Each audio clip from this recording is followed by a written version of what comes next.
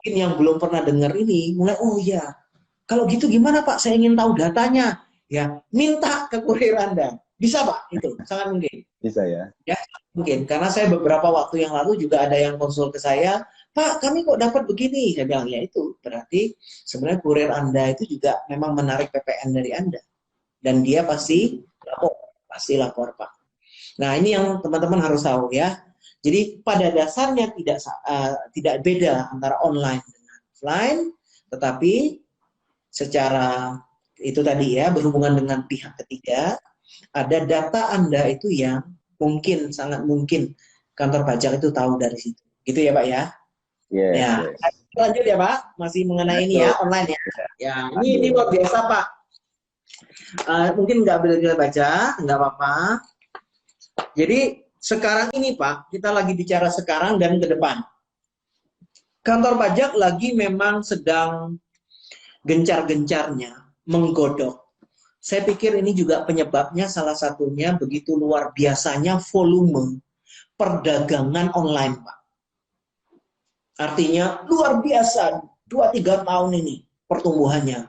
Kalau kita ngomong persen itu puluhan ratusan persen Pak, berkali-kali lipat Pak pertumbuhannya. Nah, artinya tentu saja negara kan nggak mau Pak tangan kosong, artinya nggak dapat apa-apa gitu loh dari transaksi ini, kan betul Pak.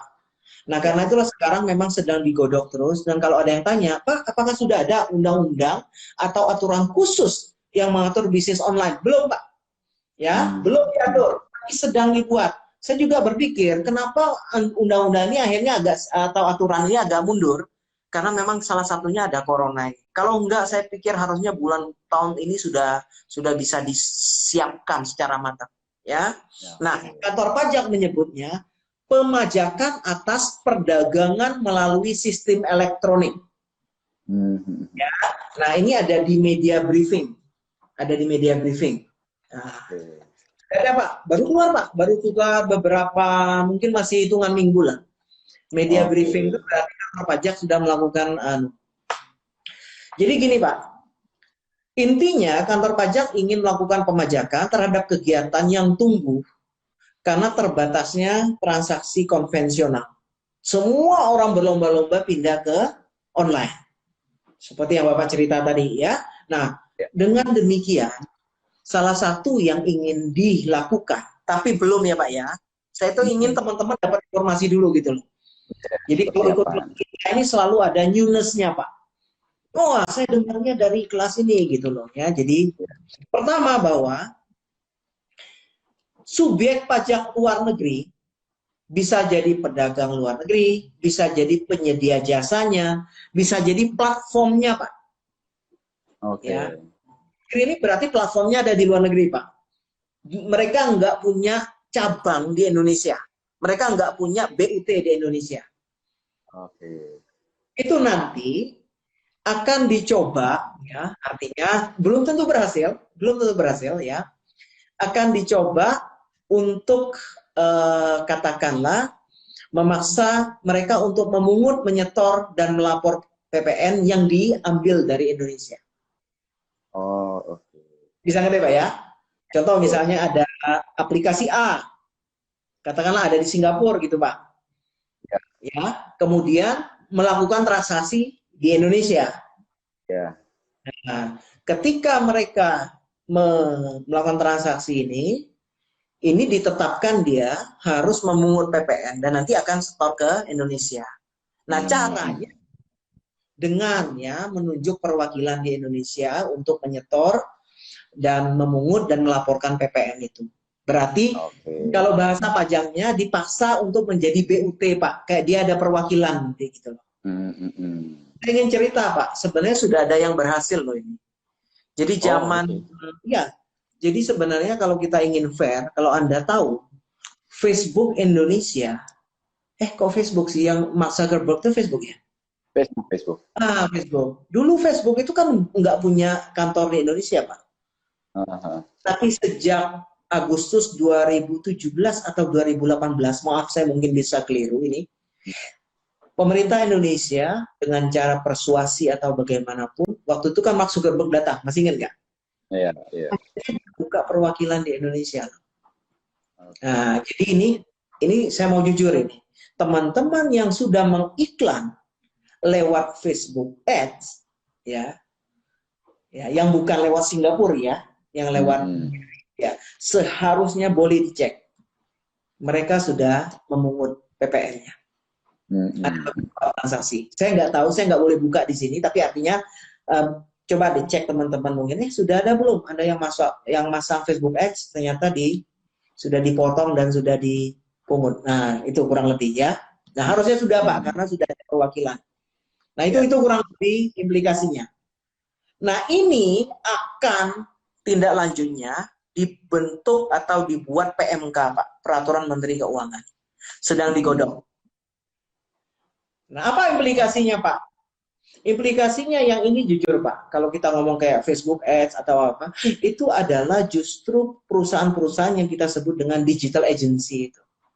Ya. Nah, jadi digital sangat terpengaruh. Karena apa?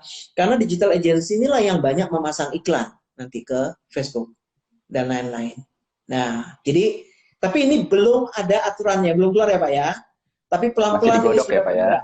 Betul, pelan-pelan bergerak. Jadi teman-teman yang bermain di iklan Facebook dan lain-lain harus mulai aware Pak. Ya. Ini yang termasuk saya bilang bedanya antara offline dengan online. Karena online ada berhubungan dengan pihak ketiga. Dan sekali pihak ketiga memberi Anda data bahwa Anda sudah memasang iklan begini, akibatnya apa? Ya kantor pajak pasti tahu anggaran iklan Anda berapa. Gitu. Anda bayangkan Pak, saya ingin bertanya, ya Pak Swadi kan sudah lama juga belajar pajak. Kalau Anda masang iklan sampai, ya katakanlah Pak, sebulan misalnya ada yang 100, ada yang 300. Pertanyaan saya, berapa omset Anda? Kan begitu. Iya, jadi kan secara logik sudah ketahuan ya. Harus tahu Pak. Jadi teman-teman harus mulai antisipasi lah, ya. Oke. Yang kedua begini Pak, mengenai yang disebut dengan significant economic presence. Significant economic presence ini kalau kita artikan kurang lebih begini. Jadi ada subjek pajak luar negeri, ya. Saya ambil contoh lah Pak. Kalau ini saya boleh nyebut lah. Misalnya kayak Netflix. Netflix kan nggak ada di Indonesia, Pak. Saya nggak tahu negara mana. Mungkin Jerman ya, atau mana ya. Tapi, Amerika ya. Nah, banyak nggak penggunanya di Indonesia? Oh, saya yakin banyak banget. Banyak banget. Pertanyaannya, artinya kan Netflix mendapat pasar dari Indonesia, betul nggak, Pak? Nah, bagaimana dengan pajaknya? Nah, ini artinya yang lagi, memang dia tidak ada secara fisik di Indonesia, tapi istilahnya significant economic presence. Tapi keberadaan dia secara ekonomi signifikan, Pak, mendapatkan dari Indonesia. Nah, itu juga lagi digodok, harapannya apa? Yang tadi, seperti itu, yang menghasilkan banyak uang dari katakanlah pelanggan Indonesia juga akan dikenakan nanti pajak, ya. Nah, bagaimana dengan ketentuannya sama nanti akan diatur lewat PMK juga, ya. Nah tentu saja bagaimana caranya dan lain-lain teknisnya tentu ini masih berjalan. Jadi kata kuncinya Pak untuk teman-teman, ini kebetulan ngobrol-ngobrol kita udah hampir 1 jam Pak, tinggal lagi ya.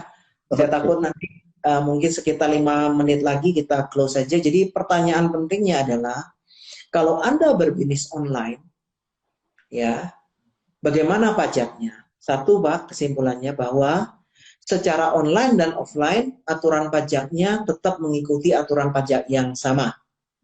Kalau omset Anda 1 tahun di bawah 4,8, aturannya ngikut PP 23, yaitu Anda kena pajak 0,5%. Nah, untuk teman-teman yang UMKM tadi, pemerintah sedang memberikan insentif, Pak. Yang satu tadi, yang pertanyaan Pak. Insentifnya apa, Pak? Bahwa Anda bisa ikut program pajaknya ditanggung pemerintah selama 6 bulan. Mulai Itu April. yang PMK 44 Pak ya? Betul, PMK 44 nama aturannya. Nah, itu khusus untuk UMKM, Pak. Oke. Teknisnya saya nggak bisa jelaskan di sini ya, Pak ya. Teman-teman yang berminat bisa masuk ke YouTube saya, ya, Himawan Tantio nama YouTube-nya. Anda masuk ke situ, Anda cari yang UMKM gratis 6 bulan di situ. Itu sangat mudah Anda ikut di sana. Ya. Yang kedua, Pak, bahwa hati-hati kalau Anda bisnis di online, Anda sangat-sangat berhubungan dengan pihak ketiga. Di situ ada jasa kurir, betul nggak, Pak? Betul. Kalau Anda memasang iklan, berarti Anda berhubungan dengan Facebook Ad, Insta Ad, hal-hal lain. Nah, kalau saya bilang bahwa di sini harus mulai hati-hati karena ke depannya pihak-pihak yang tadi yang namanya belum menjadi subjek pajak luar negeri itu akan pelan-pelan lewat PMK diatur. Sehingga mereka pasti akan memungut juga dari Anda. Kembali lagi berarti ada pihak ketiga yang lain yang melaporkan transaksi Anda ke kantor pajak. Oke. Jadi Berarti bahasanya, ya, kalau Pak, kita bicara pihak ketiga, marketplace termasuk pihak ketiga juga ya Pak ya? Semua termasuk, transaksi kita akan dilaporkan juga. Karena jujur Pak, dalam waktu beberapa bulan ini, tolong teman-teman yang berhubungan dengan marketplace cek dong, betul nggak bahwa sebenarnya waktu Anda bayar itu dia sudah ada katakanlah pemotongan, betul pemotongan pemungutan PPN dan pemotongan PPN 23, Pak. Tolong dicek ya. Kalau yang belum ngecek berarti kalau masih dengar malam ini besok action. Jadi minimal begini Pak.